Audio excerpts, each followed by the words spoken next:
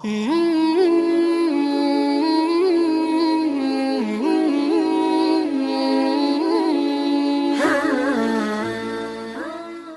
warahmatullahi wabarakatuh.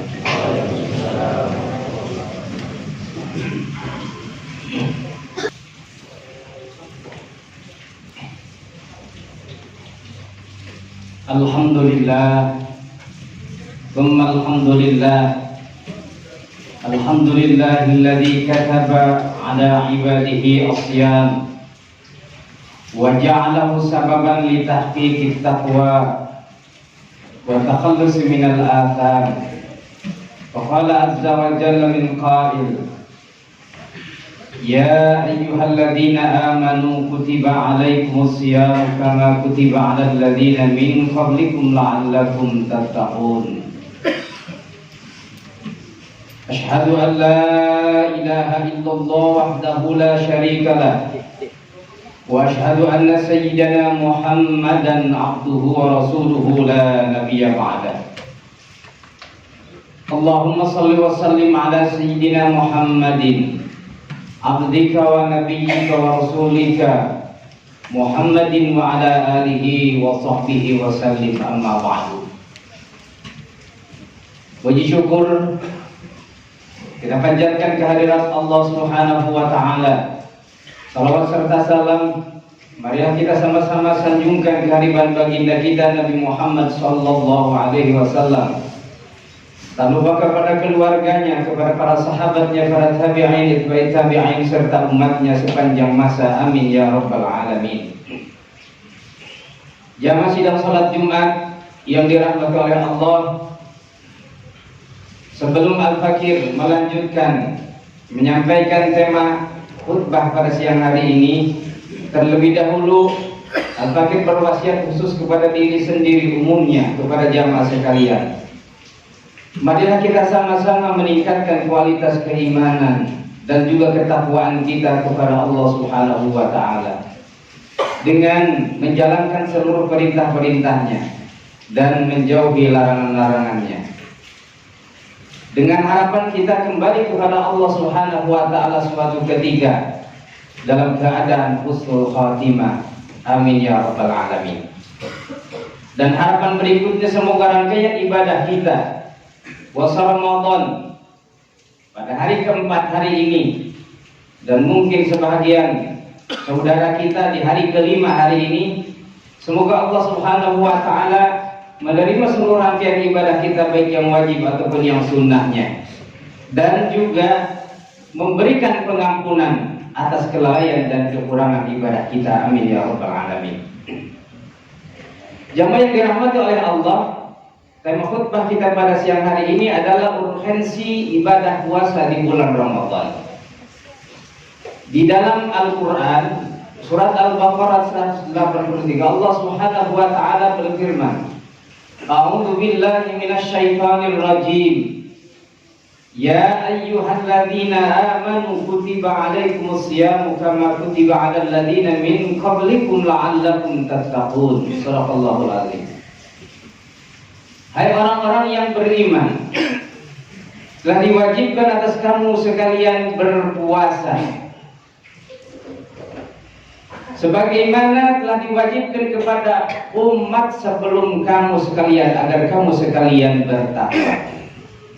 Jamaah yang dirahmati Allah, betapa indah ayat ini. Allah Subhanahu wa ta'ala secara langsung menginformasikan kepada kita sebuah perintah yang agung dan penuh berkah di dalamnya, adalah puasa di bulan Ramadan.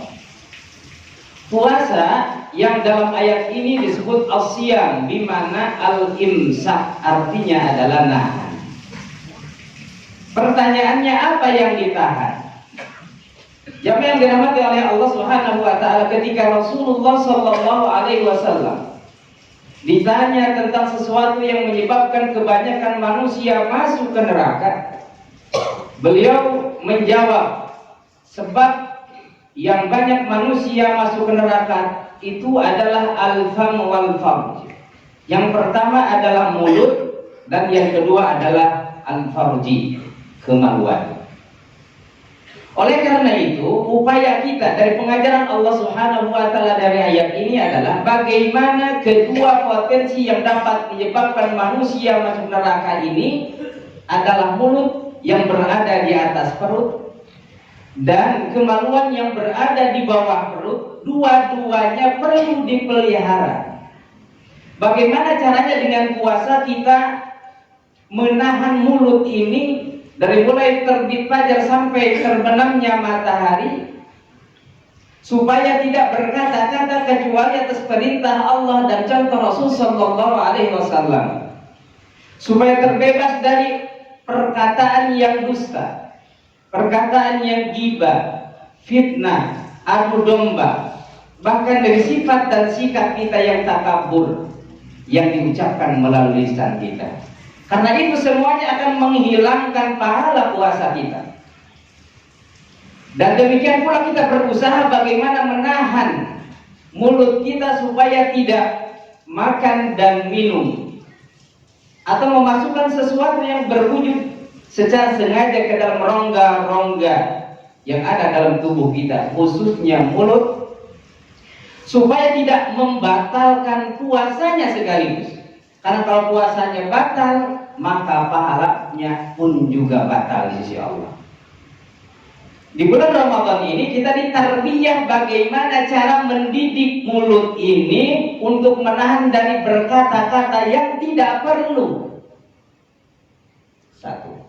Yang kedua, kita mengendalikan syahwat yang berada di bawah perut kita. Meskipun hubungan suami istri itu halal atas perintah Allah Subhanahu wa taala karena ada hubungannya akdun nikah, tapi di bulan Ramadan di siang hari kehalalannya menjadi dibatasi, bahkan diharamkan untuk berhubungan suami istri di siang hari. Ini memang berat jamaah sekalian. Dan yang mengatakan ibadah di bulan Ramadan itu berat bukan hanya kita saja, bahkan para nabi, para rasul dan umat-umat terdahulu pun mengatakan bahwa ibadah di bulan Ramadan itu berat. Oleh karena itu jamaah sekalian, bagaimana cara kita menghadapi ibadah yang kesannya berat supaya terasa ringan? Maka kita diajarkan, dan ini sudah termasuk kebiasaan yang baik dilakukan sebelum Ramadan itu tiba, dengan adanya targhib wa tarhib Ramadan. Tujuannya adalah untuk membuat suasana hati kita yang tenang, tentram dan penuh rasa cinta sesuai dengan makna kalimatnya. Targhib asal kata dari raghaba yuraghibu targhiban. Artinya adalah cinta.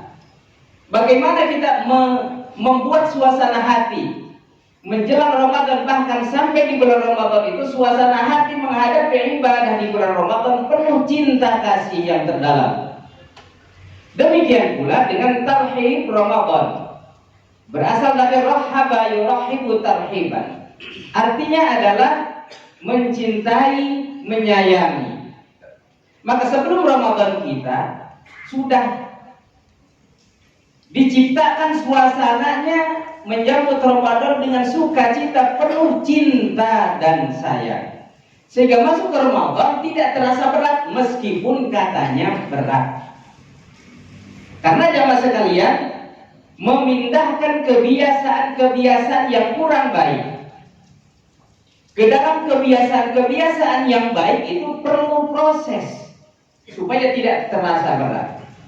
Barangkali di antara kita ada yang sholat berjamaah ke masjidnya seminggu sekali, atau seminggu 2 kali, atau sehari hanya 1 kali saja sholat berjamaah di masjid. Tentu mereka akan merasa kaget kalau datang bulan Ramadan tiba-tiba harus melaksanakan yang fardu berjamaah setiap saat di masjid, ditambah dengan ibadah-ibadah yang sunnahnya, bahkan ditambah dengan qiyamul lail, ditambah dengan bacaan Al-Quran yang banyak, maka akan terasa kaget dan berat. Oleh karena itu, betapa banyak di antara kita yang mungkin memaknai tarhib Ramadan bukan dengan bukan dari rahaba yurahibu tarhiban, tapi dengan yang besar. Rohaba yurahibu tarhiban. Artinya adalah berat dan beban. Sehingga betapa banyak orang yang kurang terbiasa melaksanakan ibadah di luar Ramadan, ketika masuk ke dalam Ramadan menciptakan suasana yang kerasa seperti berat luar biasa, sehingga muncullah omelan-omelan Ramadan lagi, Ramadan lagi. Oleh karena itu jemaah sekalian, sekarang kita sudah menginjak hari yang kelima. Mari momen kita ini jangan sampai pudar, ciptakan semangat motivasi yang lebih tinggi daripada suasana kecintaan kita ketika menyambut Ramadan. Yang kedua, bagaimana cara kita mengisi hari-hari di bulan Ramadan ini supaya bernilai yang positif dan lebih indah di sisi Allah Subhanahu wa taala. Yang pertama adalah mari kita memantapkan keilmuan yang berkaitan khususnya dengan puasa atau qiyam Ramadan. Kenapa? Karena Nabi Shallallahu Alaihi Wasallam pernah bersabda dalam sebuah hadis yang diriwayatkan dari Abu Hurairah, "Kam min sha'imin laisa lahu min siyamihi illa ju' wal 'aths." Betapa banyak orang yang berpuasa di bulan Ramadan, tapi dia tidak mendapatkan pahala puasa, tidak mendapatkan apapun dia berjumpa dengan Allah Subhanahu wa taala. Kecuali hanya sekedar pernah merasa lapar, kecuali hanya sekedar pernah merasa haus ketika di dunia. Kenapa? Karena puasanya tidak memakai ilmu. Dia tidak tahu mana yang membatalkan puasa, mana yang membatalkan pahala puasa, mana ibadah yang pokok yang wajib, mana yang sunnah. Yang akhirnya gimana? Yang makruh tidak diketahuinya, akhirnya terjebak kepada ritual yang hanya sekedar ritual saja. Ikut-ikutan saja puasanya. Tapi ini pun sudah lebih mendingan daripada masih banyak saudara-saudara kita yang lebarannya tanggal 1, tanggal 2 Ramadan. Waliyahzubillah. Yang kedua, di bulan Ramadan ini mari kita memperbanyak interaksi kita dengan Al-Quranul Karim. Kenapa? Karena Allah Subhanahu wa taala menyisihkan waktu di bulan Ramadan ini pada 14 abad yang lalu, khusus kepada Rasul sallallahu alaihi wasallam, umumnya kepada kita, membuktikan pemberian tanda cinta Allah Subhanahu wa taala dengan menurunkan Al-Qur'an di bulan Ramadan. Firman Allah Subhanahu wa taala dalam Al-Qur'an surat Al-Baqarah 185. A'udzu billahi minasyaitonir rajim. Syahrul Ramadan alladzi unzila fihi al-Qur'an hudan lin-nasi wa bayyinatin minal huda wal furqan. Syahrul Ramadan, bulan Ramadan, alladzi unzila fihi al-Qur'an, yang di dalamnya Allah turunkan Al-Qur'an. Hudan lin-nasi, menjadi petunjuk bagi manusia. Kalau disebut manusia, di situ berarti umum sifatnya. Apakah dia beriman kepada Allah Subhanahu wa taala? Tidak beriman. Bahkan apakah dia beriman kepada Al-Qur'an ataupun tidak? Siapa orang yang mau menggali, mempelajari ayat-ayat yang terkandung dalam Al-Qur'an, baik yang tersurat ataupun yang tersirat, maka dia akan mendapatkan petunjuk dari Allah Subhanahu wa taala. Apakah petunjuknya berupa pemahaman terhadap ayat-ayat atau tanda-tanda yang tersirat, atau sekaligus Allah Subhanahu wa taala pancarkan hidayatul-din sehingga dia memeluk Islam? Betapa banyak non-muslim yang dia tidak mengimani Al-Qur'an, bahkan tidak kenal dengan Allah Subhanahu wa taala yang menurunkan Al-Qur'an, tapi mereka menggali isi ayat-ayatnya, didalami tentang rahasia-rahasia yang ada di dalamnya. Akhirnya mereka menemukan sebuah kesimpulan luar biasa, Al-Qur'an. Karena isyarat-isyarat yang ada di dalamnya sungguh sesuai dengan fakta dan ilmu pengetahuan masa kini. Dan dengan cara ini mereka bisa menitik jalur untuk mendapatkan hidayah dari Allah Subhanahu wa taala. Oleh karena itu jemaah sekalian, Dalam sebuah hadis yang diriwayatkan oleh Abdullah bin Amr, Rasulullah sallallahu alaihi wasallam pernah bersabda, "Iqra'ul Qur'an fa innahu ya'ti yaumal qiyamati syafi'an li ashabi." Bacalah oleh kamu sekalian Al-Qur'an, karena sesungguhnya Al-Qur'an kelak ketika kita berhadapan dengan Allah Subhanahu wa taala, Al-Qur'an akan datang kepada Allah syafi'an li ashabi, akan memberikan pertolongan dalam bentuk syafaat kepada siapa saja yang memuliakan Al-Qur'an. Khususnya di bulan Ramadan ini jamaah sekalian, karena ini adalah momen di mana Allah Subhanahu wa taala siapkan bonus yang besar dengan cara menghatamkan Al-Qur'an, baik sekali atau 2 kali khataman. Syukur-syukur kalau lebih dari itu. Bagaimana kalau belum bisa membaca Al-Qur'an dengan baik, tartilnya, ilmu tajwidnya belum bisa. Paling tidak Ramadan ini adalah momen untuk kita belajar, minimal belajar baca dari Iqra ataupun buku-buku panduan yang lainnya. Sehingga dari tahun ke tahun Ramadan berlalu, kemampuan kita dalam mempelajari khususnya membaca Al-Qur'an makin meningkat. Yang kedua. Yang ketiga, yang terakhir, mari kita sama-sama mengisi Ramadan ini dengan memperbanyak doa kepada Allah Subhanahu wa taala.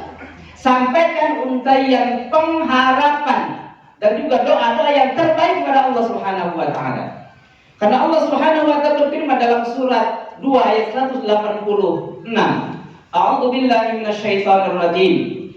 Wa idza sa'alaka 'ibadi 'anni fa inni qarib ujibu da'watad da'i idza da'ani falyastajibu li wal yu'minu bi la'allahum yarshudun. Kata Allah, wa idza sa'alaka 'ibadi, apabila hamba-hambaku bertanya kepadamu tentang aku, fa inni qarib, jawablah olehmu, sesungguhnya Allah itu dekat. Ujibu da'watad da'i idza da'an.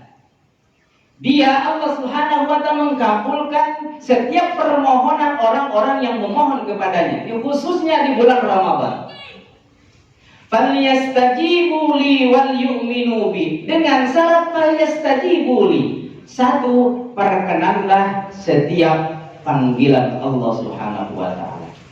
Wal yu'minu bi, dan yang kedua dalam keadaan tetap istiqamah beriman kepadaku, kata Allah.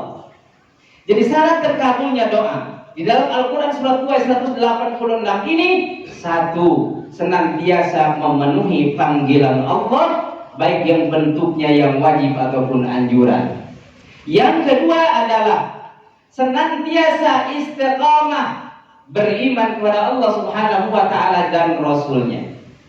Kalau sudah demikian, janji Allah, falyastajibu li wal yu'minu bi la'allahum yarshudun. Allah pasti akan mengabulkan setiap doa dan pengharapan kita. Jamaah yang dirahmati oleh Allah Subhanahu wa taala, semoga rangkaian doa-doa kita, ibadah kita yang wajib ataupun yang sunnah yang kita laksanakan di bulan Ramadan ini, bacaan Al-Quran kita, infak dan sedekah kita, serta kebaikan-kebaikan yang kita lakukan, Allah Subhanahu wa taala berkenan menerima dan membalas kelak di akhirat. Dan apabila ada kekurangan-kekurangannya, semoga Allah Subhanahu wa taala berkenan mengampuninya. Barakallahu li wa lakum fil Qur'anil azim. Wa nafa'ani wa iyyakum bima fihi minal ayati wadh-dhikril hakim. Aqulu qouli hadza wastaghfiru innahu huwal ghafurur rahim.